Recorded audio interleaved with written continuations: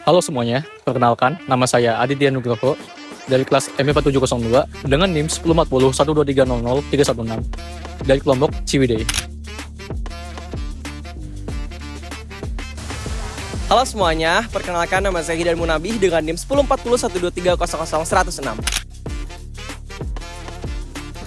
Halo semuanya, perkenalkan nama saya Tamar Modia Aska dengan NIM 104012330190.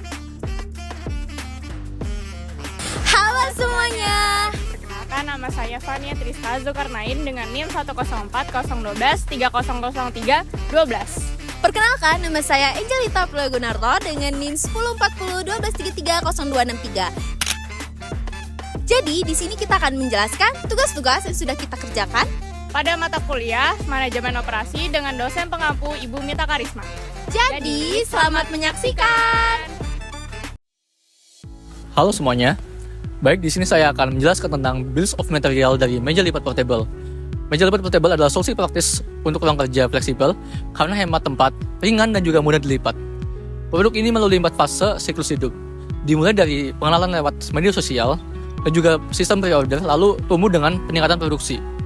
Perluasan distribusi, penambahan variasi, ukuran dan warna, serta pemberian garansi. Saat mencapai fase dewasa, dilakukan kolaborasi bundling dengan brand alat tulis dan penambahan fitur yang baru. Di fase penurunan, dilakukan diskon besar-besaran untuk stok lama dan pengembangan versi Smart Desk untuk pasar eksekutif.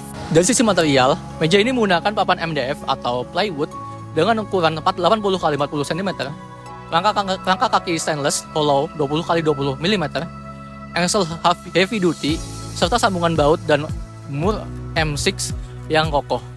Dilengkapi pelapis HPL atau PVC dan karet anti-slip. Meja ini berukuran 80x75 cm dan dirancang tahan lama, stabil, dan tetap estetik. Baik, selanjutnya saya akan menjelaskan tentang life cycle produk Jeko. Jeko Donuts and Coffee adalah jaringan nasional asal Indonesia yang didirikan oleh Johnny Andrian pada tahun 2005 yang terinspirasi dari kunjungannya ke Amerika Serikat. Johnny memilih untuk menciptakan merek sendiri dibanding membawa produk asing dengan pendekatan amati tiru dan juga modifikasi. Jeko menawarkan donat, kopi, dan juga yogurt dalam konsep kafe modern. Produk unggulannya adalah Al Capone, J-Coffee, dan juga J-Cool. Strategi bisnis Jeko mencakup ekspansi pasar domestik dan internasional, inovasi produk, efisiensi operasional seperti sistem just in time, dan teknologi POS, serta digital marketing. Tahapan dari hidup produk Jeko adalah satu, pengenalan, yaitu pembukaan gerai pertama dan pengenalan produk inti pada tahun 2005. Lalu ekspansi regional dan peluncuran produk baru seperti J-Pops dan juga J-Club pada tahun 2006 sampai 2011. Lalu fase kedewasaan tahun 2012 sampai sekarang, yaitu penambahan menu dan inovasi rasa untuk menjaga daya saing. Yang keempat ada penurunan, yaitu beberapa produk, yaitu penggantian varian yang kurang diminati seperti penurunan minat terhadap J-Cool dengan strategi adaptif dan juga fokus pada kualitas serta kepuasan pelanggan. Jeko berhasil mempertahankan posisinya sebagai brand kuliner terkemuka di pasar Indonesia dan juga Asia. Halo semuanya, kali ini kita akan membahas materi Total Quality Management dari perusahaan TickTime atau perusahaan jam tangan premium yang menerapkan Total Quality Management.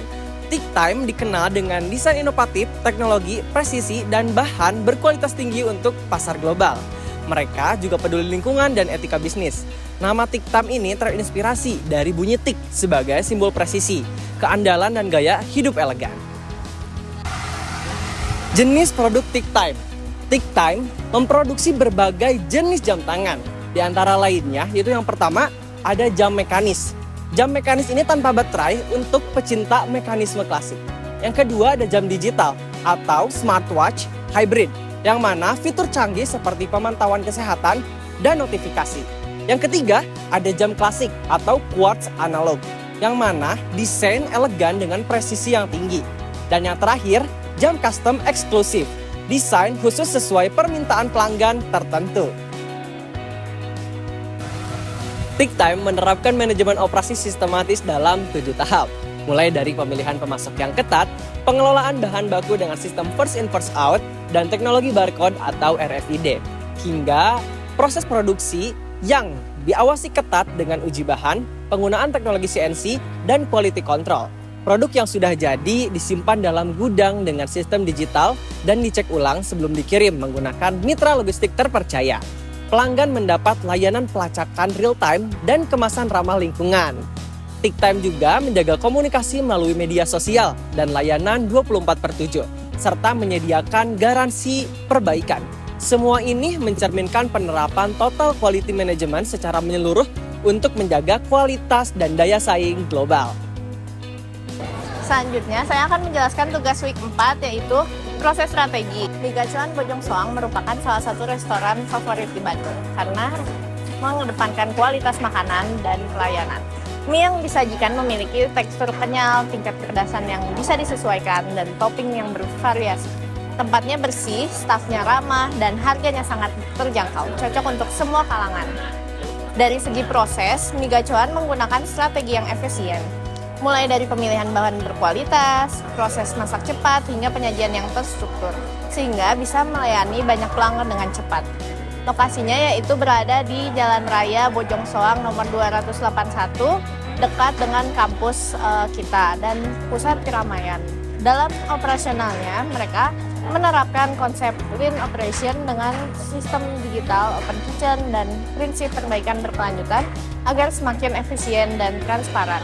Kapasitas produksi besar, area makan luas, dan harga menu yang ramah di kantong membuat Mie Gacuan tetap jadi pilihan utama banyak orang. Secara keseluruhan, strategi operasional mereka fokus pada kualitas, kecepatan, dan kenyamanan pelanggan. Oke, jadi di sini saya akan menjelaskan tentang layout strategi. Tata letak WDP saat ini memiliki kesan yang kurang nyaman, pola yang berantakan, dan kebersihan pun menjadi masalah. Kamar mandi pun masih kurang nyaman dan kurang strategis. Lalu ada parkiran motor yang tidak tertata tanpa sistem keamanan dan memakan jalan raya Telkom University. Jadi kita akan mempunyai solusi untuk membuat layout baru di sini. Dengan 2 lantai, yang ada di lantai pertama ada parkiran khusus dengan penyimpanan helm dan kamar mandi yang strategis. Di lantai 2 kami membuat area makan yang nyaman dan tertata rapi. Halo semuanya, di sini saya Angelita Plagunarto akan menjelaskan materi location strategi. Nah, di sini saya dan teman-teman saya mengambil perusahaan Unilever. Nah, Unilever adalah perusahaan besar yang produknya sering kita temui loh, seperti sabun, sampo, makanan, minuman, dan pembersih rumah. Perusahaan ini sudah ada sejak lama dan sekarang produknya dijual lebih dari 190 negara. Kantor pusat Unilever ada di London, Inggris, dan menjadi tempat utama untuk membuat keputusan penting perusahaan. Untuk proses produksinya, Unilever memakai teknologi canggih agar produksinya lebih cepat, efisien, dan tetap menjaga kualitasnya. Mereka juga peduli terhadap lingkungan jika produksi dilakukan dengan cara yang ramah lingkungan. Di Indonesia, Unilever punya banyak pabrik di Cikarang dan Rungkut yang memproduksi berbagai barang untuk dalam negeri dan juga ekspor ke luar negeri. Dalam hal distribusi, Unilever punya banyak gudang dan menjangkau jutaan toko di seluruh Indonesia. Dengan pusat distribusinya terbesar ada di Cibitung, Unilever juga bekerja sama dengan banyak pemasok bahan baku, baik dari dalam maupun luar negeri. Mereka memastikan semua pemasok mengikuti aturan dengan baik, seperti memperhatikan lingkungan dan hak pekerjanya. Intinya, Unilever punya strategik lokasi dan produksi yang sangat terencana, modern, dan bertanggung jawab sehingga mereka bisa terus jadi perusahaan besar dan dipercaya oleh banyak masyarakat. Terima kasih.